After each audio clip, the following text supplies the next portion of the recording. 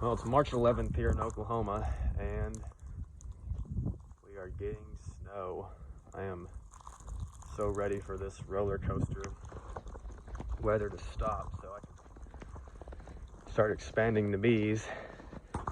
I've got a little mating nuke stand set up here. Those are 4 ways. I'm gonna make some queens in those, and I've got a out yard location that I'm gonna put some mating nukes in, and then just kind of, well, I'll really make just really small splits and then put grafted cells into them, and then just go ahead and keep those there and grow them out. But I wanted to come out to my storage container and get something to show you guys. Maybe I will just record this right here. I've tried to record a video about this little screen system before, but the wind made the sound basically unusable. I keep putting it off, but so maybe I'll just do it right here in the shop. This is my old shop. I'm just using it for storage right now. But so pretend this is the bottom of the vacuum and all that. This is my lid. This is where my vacuum would come in. I got the baffle. You can watch the other video that I've got on my channel about the vacuum system that I use to see how all that works. I'm just going to show you right now the part that has changed since I made that video. The screen system that I had before, maybe I should grab that. Grab this. Okay, so this is the screen that I used to use right here. It's basically the same thing. The screen will pull out right here, and what you do is you pull this screen out.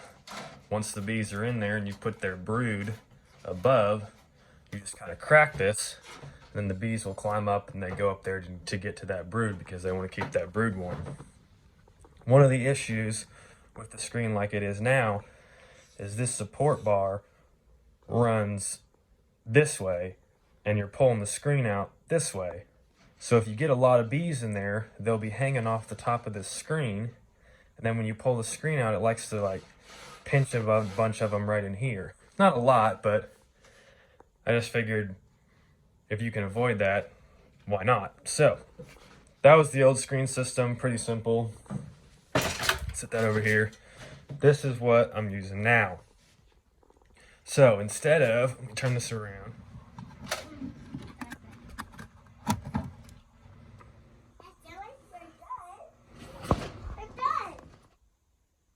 Okay, so we're inside now because my phone died.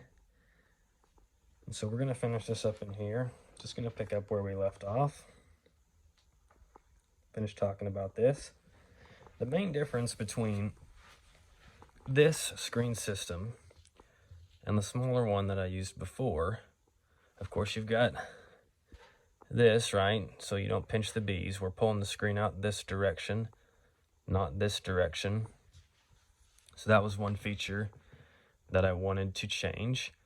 Another feature is I've got an entrance and an exit, depending on which direction the bees are going as they pass through the hole, up on the screen itself. And there's no exact science to how wide this is. This is just made out of scrap lumber here. Some stuff that was gonna go in the dumpster. And so I've got an entrance up here instead of using the hole for my vacuum hose that is down on the base of the vacuum. Because I really don't, once I crack this screen, it will allow the bees to come up. Of course, the older bees, they're gonna go to that light and they're gonna fly out and orientate and do all their stuff outside.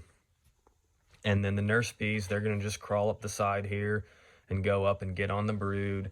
They're gonna feed the young larvae. They're gonna be super inclined to do that. And hopefully I'll have captured the queen and she'll be, you know, placed up there and everything will be hunky-dory. And the bees won't have to be going back down through the vacuum box and out that hole at the bottom. They'll be coming in and out of this right here. And that's going to be much better, in my opinion, than the system that I've got now. It's not much of an improvement. What I've got right now works.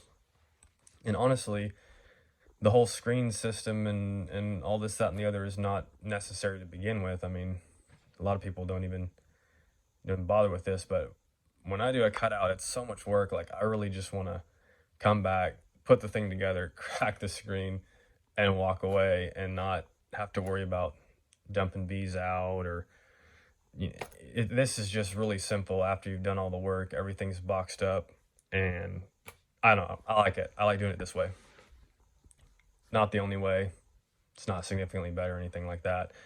But what I don't like though, is vacuum systems that have the vacuum portion above the brood and that stuff. Like, I've seen some that have like a little tray that you pull out, and then if you vacuumed up any debris or anything like that, that's gonna like fall down onto your comb, and then the bees have to clean that out. Again, that's not a huge deal, not a big issue, but I feel like this just works better for me. This board here is just to add support to this whole little frame, because when I move the bees, I'll have a ratchet strap that runs around the vacuum box, which the vacuum box is literally just a deep Langstroth box, and the base, and then this system here. So when the bees are in transport, they've got all this ventilation up here at the top so they don't overheat. And I've got frames in there. You can watch my other video, and you probably should watch the other video if you don't know how this type of vacuum setup works, because this probably makes absolutely no sense. But yeah, that just adds support when I ratchet strap everything together when I'm moving it, so that doesn't break and then let a bunch of bees loose. But ventilation is pretty important when you're transporting them, especially where I live in Oklahoma. Sometimes, it can be kind of hot whenever I do a removal, and you don't want the bees overheating in the vacuum. I don't have a lot of trouble with the bees like getting killed from the vacuum or the removal or anything like that. Obviously some do, but you can overheat the bees in the box if you're not careful. So yeah, that's pretty much everything. I think I covered the major differences between this, which I do feel is improved from the last design. If you've got any questions or anything, of course you can ask your questions in the comment section of the video. And yeah, I'll leave you with that. Thanks for watching.